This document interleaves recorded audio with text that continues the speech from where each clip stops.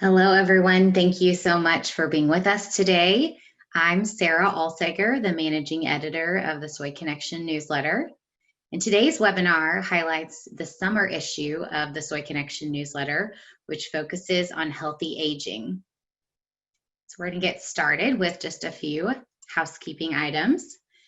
Today's webinar will be about 45 minutes. And if you have questions, feel free to type those in as we go, but we will reserve the question answer portion of the webinar for the end of the program. To ask questions, you can click on the Q&A icon as part of your Zoom window, and another window will pop up and you can type your question into the box. We plan to make a recording of today's webinar available after it's over, and we will send that to you via email. If you feel so inclined during the webinar today, chime in on Twitter using the hashtag #SoyWebinar. And the last thing we'd like to do before we begin is we'd like to ask you a couple of questions as part of a poll.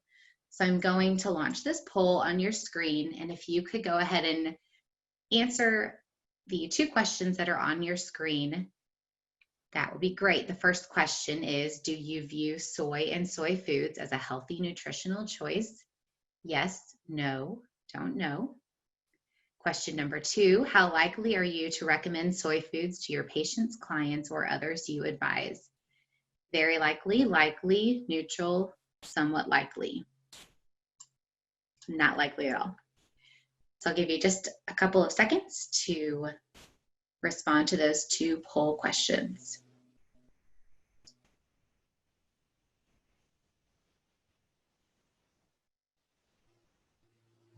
About 5 more seconds.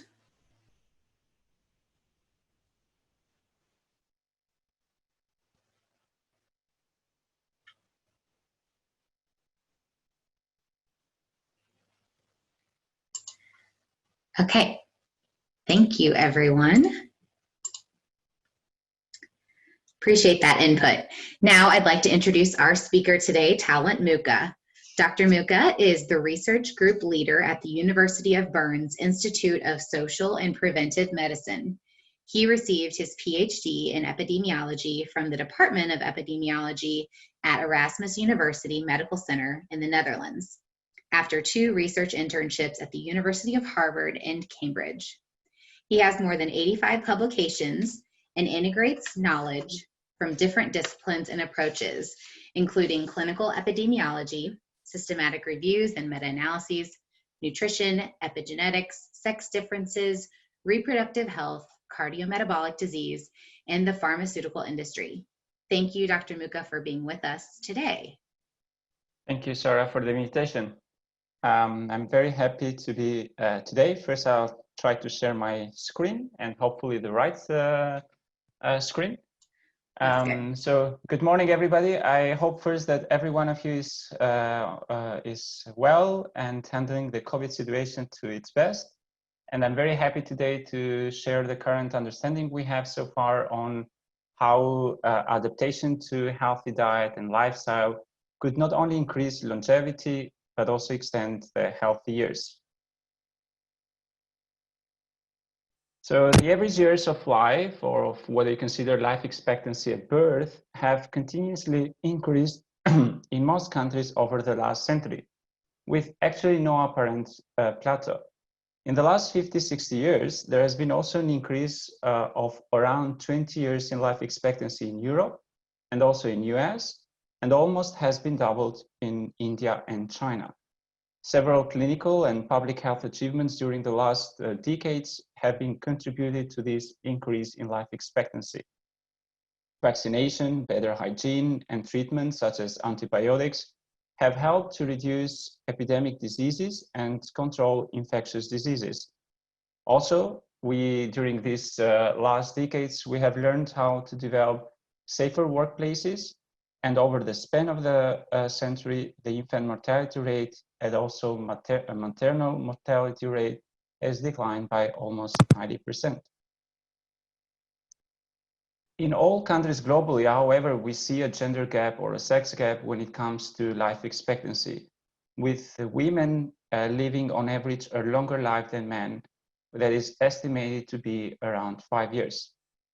This pattern of longer-lived women is consistent from the mid-18th century until now, and it's not expected to change in the next 50 years. The projections show women to live to 100 years old by 2055, whereas men will live to 100 years old 25 years later compared to women. The longer lifespan in women explain why also the 90% of the current supercentenarians, for instance, people reaching 100 years old or 110 and more, are actually women. While we don't know why this gender gap in life expectancy, many factors have been postulated to contribute to this difference, with genetic and biological differences being considered as most important factors. Also, women and men have different social life, and the different social constructs can further contribute to these differences.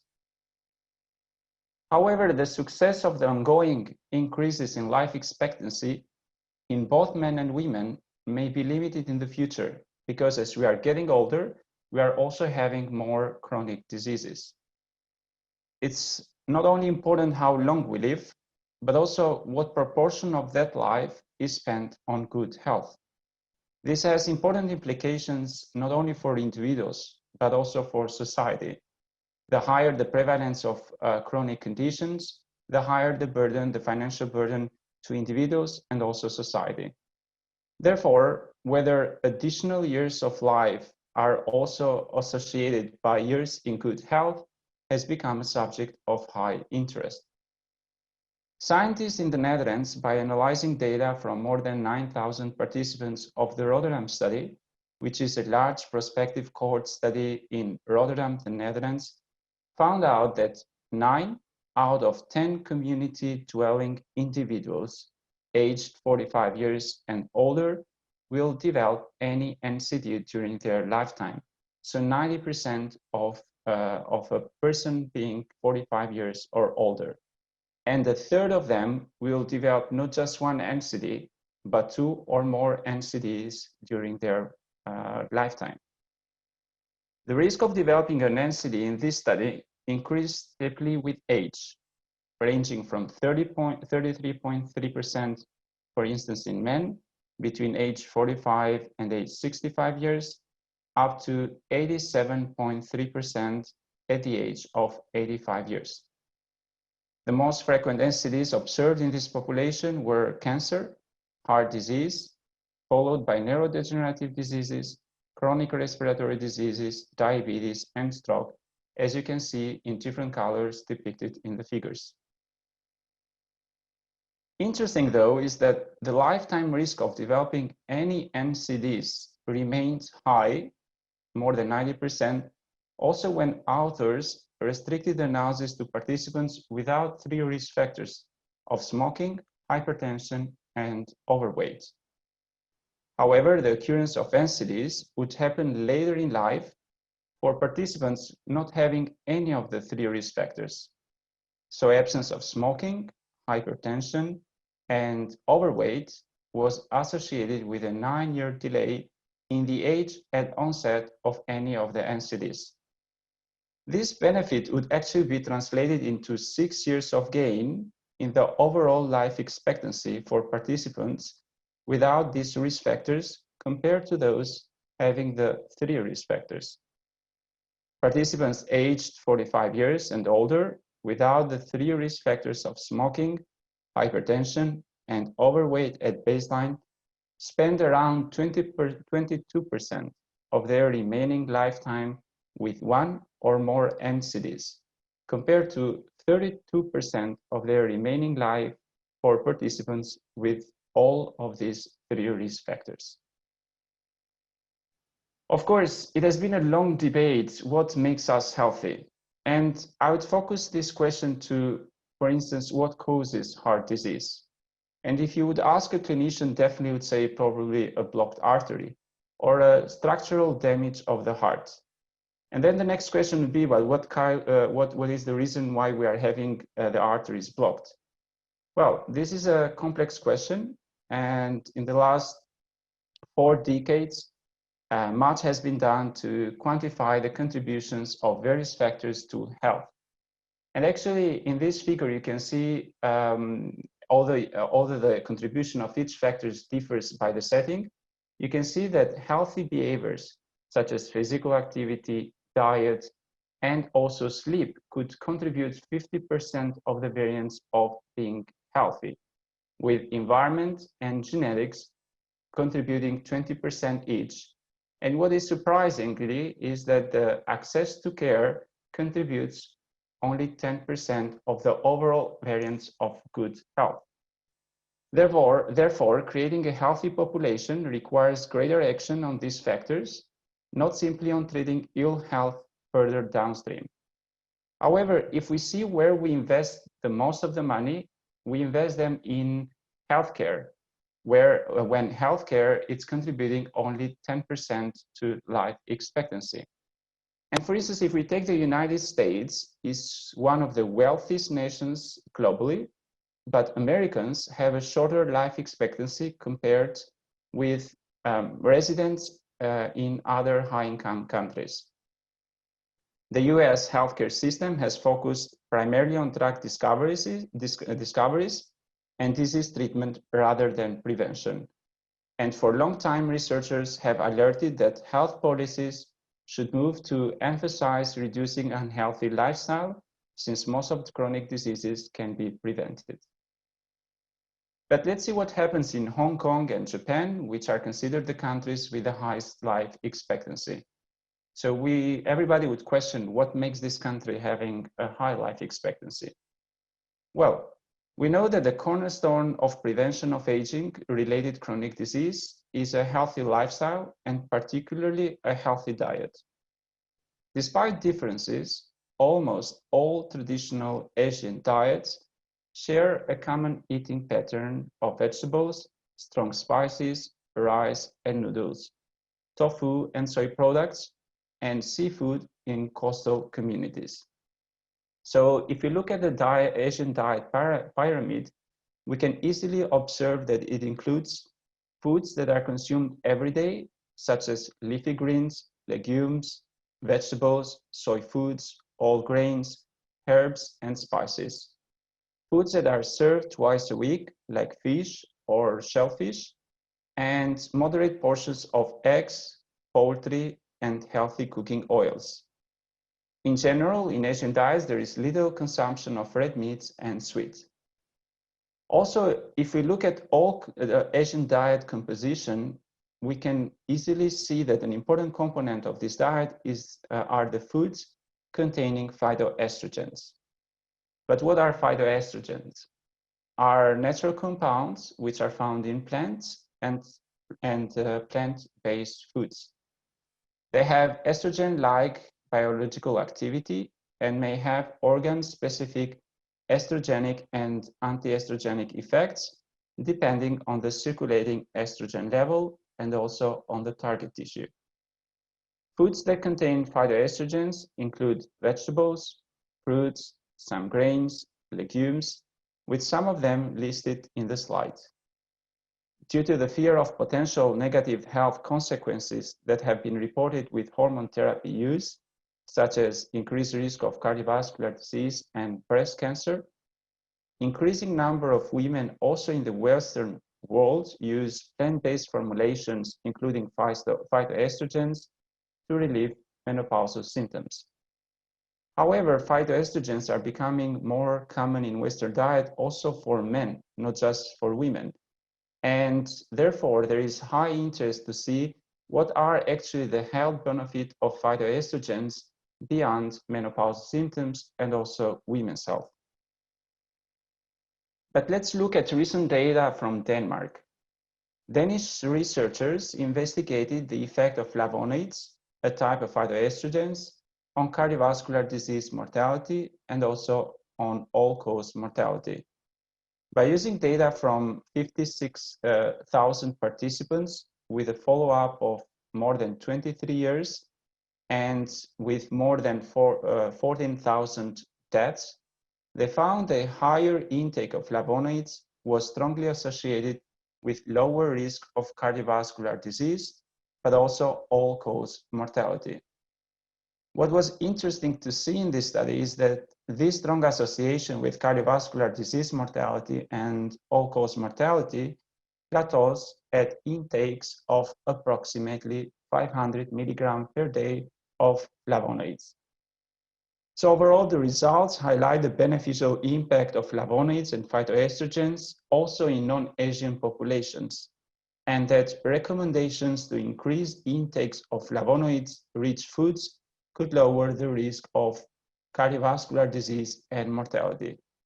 According to this study, the beneficial impact of flavonoids intake was higher among smokers and also alcohol consumers who could be also at higher risk of developing cardiometabolic complications. But of course, while we see a beneficial effect of phytoestrogens that was prominent in both men and women in this study, we all wonder why phytoestrogens are leading towards a better cardiometabolic health, and especially in women, since they use phytoestrogen also for relieving menopausal symptoms. To understand potential mechanisms, we have conducted a series of systematic reviews and meta-analyses to summarize the effect of phytoestrogens on intermediate cardiovascular risk factors. First, by summarizing data from 62 clinical trials and including more than 6,000 individual women, we have shown that composite and specific phytoestrogen supplementations were associated with modest reductions in the frequency of hot flashes and vaginal dryness. However, we didn't find any significant effect of phytoestrogens in night sweats. I want to highlight here that more and more research, include research from our team, is showing that vasomotor symptoms and other menopausal symptoms could be associated with future cardiovascular risk, independent of cardiovascular risk factors or established cardiovascular risk factors.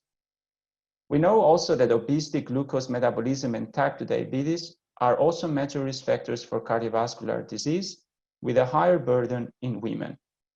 In two other meta-analyses, we showed that phytoestrogen supplementation and higher intake of phytoestrogens could improve glucose homeostasis in women and also could reduce the risk of developing type 2 diabetes.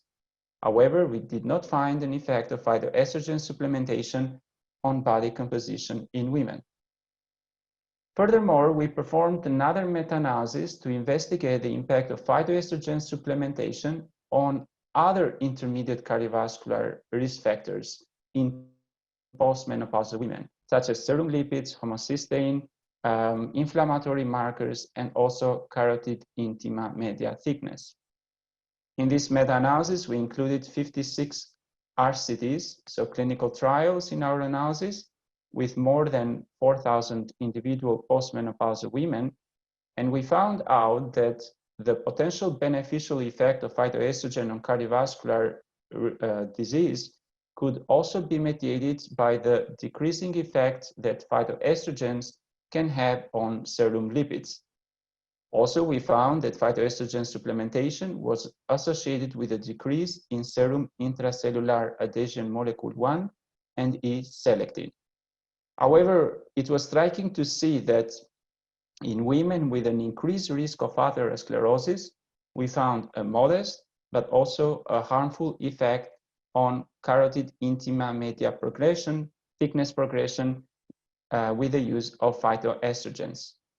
Nevertheless, it's important here to highlight that most of the studies are low quality and also they were very heterogeneous, and therefore future studies are needed to investigate the impact of phytoestrogens and of different types of phytoestrogens on cardiometabolic risk. However, so far, by taking the example of health effect of phytoestrogens, I have focused on the single nutrient approach at improving health and increasing, hopefully, life expectancy. But however, the dietary pattern could be a more representative of the overall diet quality. As opposed to single nutrient approach, dietary pattern analysis have several advantages, such as limiting the potential confounding by other features of diet, assessing the cumulative effects of food, and allow considerations for interactions among synergistic and antagonistic components. For instance, we are aware of the competitive inhibition of zinc absorption by iron. Therefore, in contrast to a single nutrient approach, the overall dietary pattern can have a larger effect than single nutrients in improving overall health and expanding our lifespan. If we see the Asian diet and its components in the slide, we can easily notice that it's very similar to the traditional Mediterranean diet in the southern Italy, Dalmatia, and also Greece, all countries having high life expectancy at birth.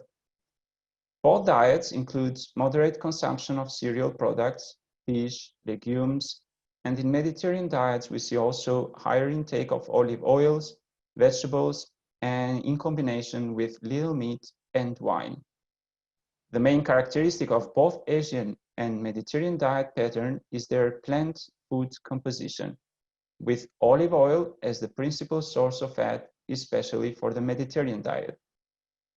To better describe the Mediterranean patterns, researchers have developed a priori food pattern score entitled the Mediterranean Adequacy Index. And researchers have done ecological studies to investigate how this score would be distributed in different populations.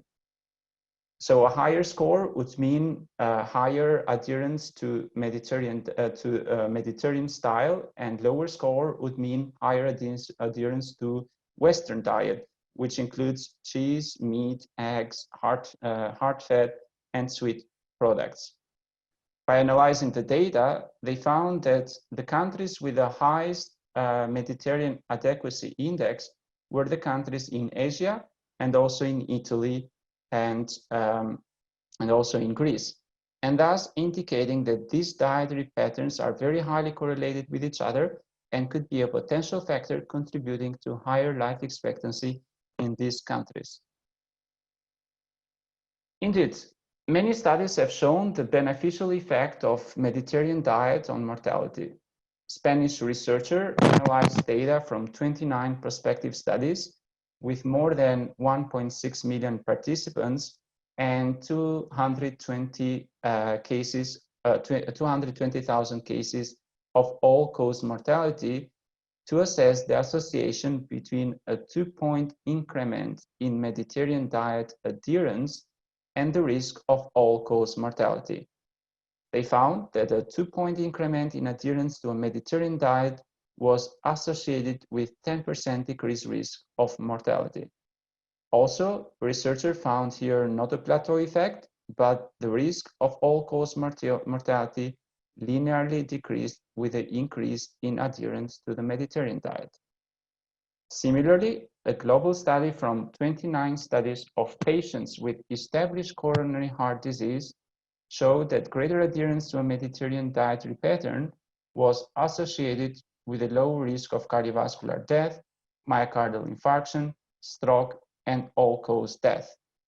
In contrast, consumptions of less healthy foods, or what we consider as Western diet, including sugar drinks, refined carbohydrates, fried foods, and sweetened foods or desserts are likely to contribute to obesity, were not associated with the risk of major cardiovascular events in this population. Yet, very few studies have looked how the associations of Mediterranean diet and other dietary patterns would translate into life expectancy with and without chronic diseases. Health expectancy has been proposed as a useful summary measure of a population's health, as it captures both the quantity and quality of lived years by considering at the same time both health and years of life lost. Healthy life expectancy could be more informative than overall life expectancy alone, as it allows comparison of the proportion of life spent in good health or without diseases. So researchers from UK have used data from more than 8,000 women and men from the UK Whitehall to study a prospective study in the United Kingdom to explore the extent to which dietary habits are associated with cardiometabolic disease-free life expectancy, including cardiovascular disease and type 2 diabetes. To capture diet quality, they considered the Alternative Healthy Eating Index, which at the time of the study conduct was based on 11 components. So the ones highlighted in greens are the 6 components for which the highest intakes were supposed to be ideal, including here vegetables, fruits, whole grains, nuts and legumes, long-chain and 3 fatty acids, and polyunsaturated fatty acids.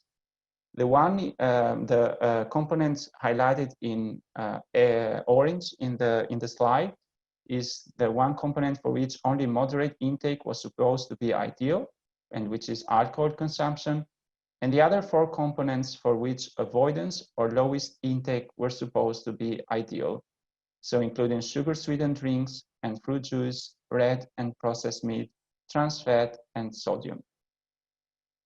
So overall, a higher score would represent a healthy diet in this study. What authors found is that compared to participants with the unhealthiest diet, participants with the healthiest diet lived on average 2.5 years longer free of cardiometabolic diseases after the age of 50, highlighting healthier dietary habits to extend healthy years. However, we all know that diet is only one component of what we consider healthy lifestyle, which comprises other components such as physical activity, body weight, smoking, and alcohol consumptions. Researchers from Harvard define never smoking, a healthy weight, regular physical activity, a healthy diet, and moderate alcohol consumption as 5 low-risk lifestyle-related factors. And they examined their impact on overall life expectancy in 2 large cohort studies in the United States, the Nurse Health Study and the Health Professional Follow-up Study. Authors found that adherence to low-risk lifestyle factors and with increasing number to these low-risk lifestyle factors, there was a linear increase in life expectancy in both men and women. In women, life expectancy at age 50 years increased from 29 years for women not adopting any of the healthy lifestyle choices to 43.1 years for women adapting to the 5 low-risk factors, being non-smokers, having a healthy weight, doing moderate physical activity, eating healthy, and being moderate consumers of alcohol. So there was in total an increase of around 40 years. The findings highlight and indicate that Americans, by increasing adherence to healthy lifestyle choices, could narrow the life expectancy gap between the United States and other industrialized countries by further adopting healthier lifestyle. But how does this increase in overall life expectancy with increased adherence to healthier lifestyle choices is translated into years lived in good health by seeing the contribution of individual lifestyle factors, but also of all lifestyle factors combined. Same researchers from Harvard look at this research question, and they found that a healthy dietary pattern, high levels of physical activity, no smoking, moderate alcohol consumption, and an optimal body mass index were all associated independently of each other with longer life expectancy free of cancer, cardiovascular disease, and diabetes. The lowest proportions of years of life expectancy free of cancer, cardiovascular disease, or diabetes as a percentage of total life expectancies were observed among men who smoked heavily, for instance, more than 50 cigarettes per day, and obese men and women with a BMI of 30 or more, for whom 70% or less of life expectancy at age 50 years was lived free of these chronic diseases. So in the figure, you can see that in orange is the number of years that a person lives from age of 50 and onwards free of chronic diseases, whereas the blue bar shows the years that a participant at age of, or a person at age of 50 lives with the presence of chronic conditions. Similarly, at age 50, life expectancy free of cancer, cardiovascular disease, and diabetes was 23.7 years in women not adhering to any of the low-risk lifestyle factors, and it was increased to 34.4 years in women adopting the 5 low-risk lifestyle factors, so a difference of more than 10 years. In men, this difference was around 8 years. So both men and women who adopted better lifestyle choices would live not only longer, but more years free of major chronic diseases. So overall, these findings would suggest that promotion of a healthy lifestyle would help to reduce the healthcare burdens through lowering the risk of developing multiple chronic diseases, including cancer, cardiovascular disease, and diabetes, and extending in this way the disease-free life expectancy. So to conclude, I personally think that acting as a gate to more years of life with good health, a healthy lifestyle seems an essential tool for health promotion. However, we have lots of, we should do more research to understand which of the lifestyle factors could contribute the most to extend not only overall life expectancy, but also life expectancy free of NCDs or chronic conditions, and also to see their synergetic effects. Thank you. Thank you so much, Dr. Muko. I appreciate that perspective, that global perspective, and those insights into healthy aging. So we're going to shift over to some questions now. And as a reminder, if you have questions, you can type those in clicking on the Q&A icon in your control panel on Zoom and type those into the box. We have a couple coming in, and we'll gladly take those other questions that you might have. So Dr. Muko, the first question is, should more women use phytoestrogens to extend the years they live with good health? Well, that's a very good question. Considering the research we have done so far, phytoestrogens could improve cardiovascular risk and also could improve some of the cardiovascular risk factors, including here the lipids parameters, glucose homeostasis, and also some inflammatory markers.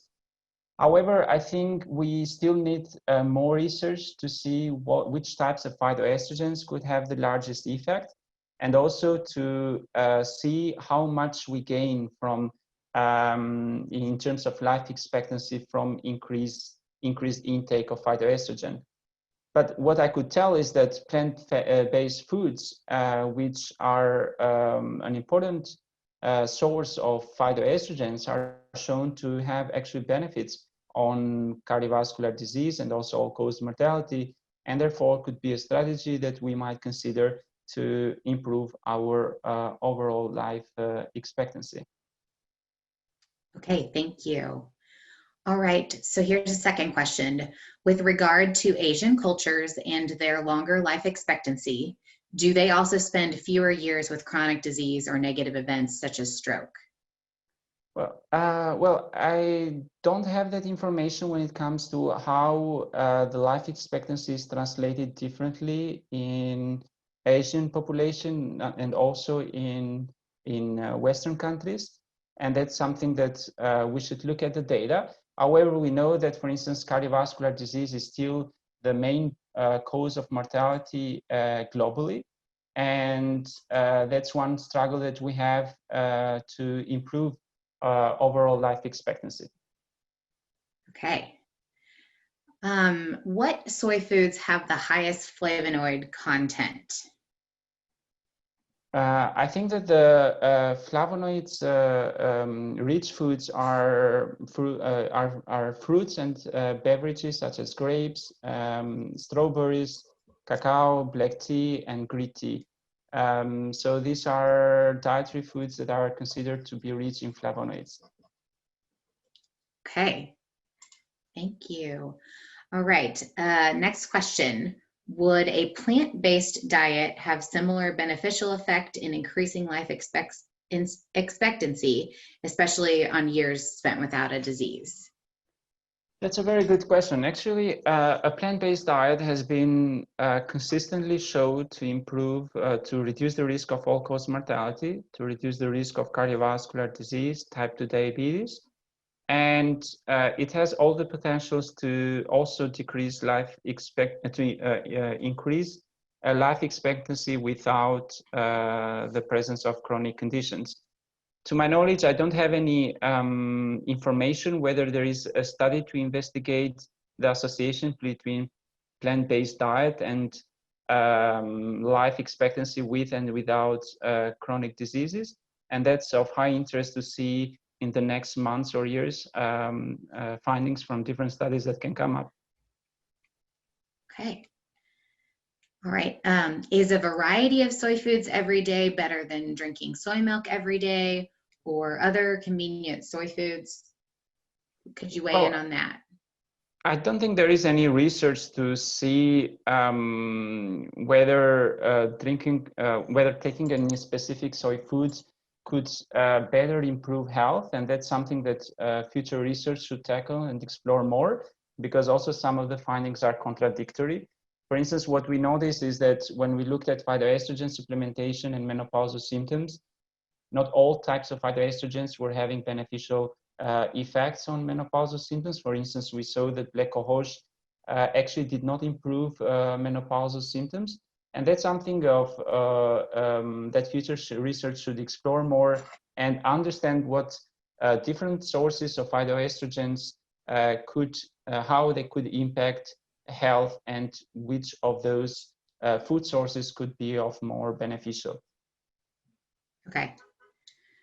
So should we focus more on personalized nutrition, taking into account our own genetic makeup, or should we focus more on lifestyle interventions at a population level? Well, I think that we should see all these two options as complementary options. Of course, I'm an epidemiologist and work in public health. So for me, my main interest is also to look at the population level, because we know that small intervention in population level could have huge impact in terms of morbidity and mortality. But of course, also the effects of different foods, of lifestyle, could also impact people in a different way because of the genetic makeup. However, studies have shown that, several studies have shown that the interaction between diet and genetic is not as large as we would expect. And therefore, looking at overall dietary patterns and overall lifestyle patterns at improving health could be a better way to improve health in the overall population. Okay. All right. Why is moderate alcohol use advocated for? What is the particular benefit of alcohol that makes it as strong of a contributor to public health messaging as non-smoking, exercise, and diet? Well, that's a good question. Actually, there has been lots of research to show that alcohol is associated with cardiometabolic outcomes, including here diabetes, cardiovascular disease, and all-cause mortality in a U or J shape, which means that on low and moderate intake could improve, could lower the risk, or we don't see any increased risk of these diseases. Whereas at higher intake, we see that alcohol could lead to increased risk of mortality, cardiovascular disease, and diabetes. We don't know actually the pathways that are related or the mechanism explaining this observation, but alcohol, for instance, in women could alter the hormones, and especially estrogen. And this could be a reason why at low or moderate intakes could have some beneficial effects.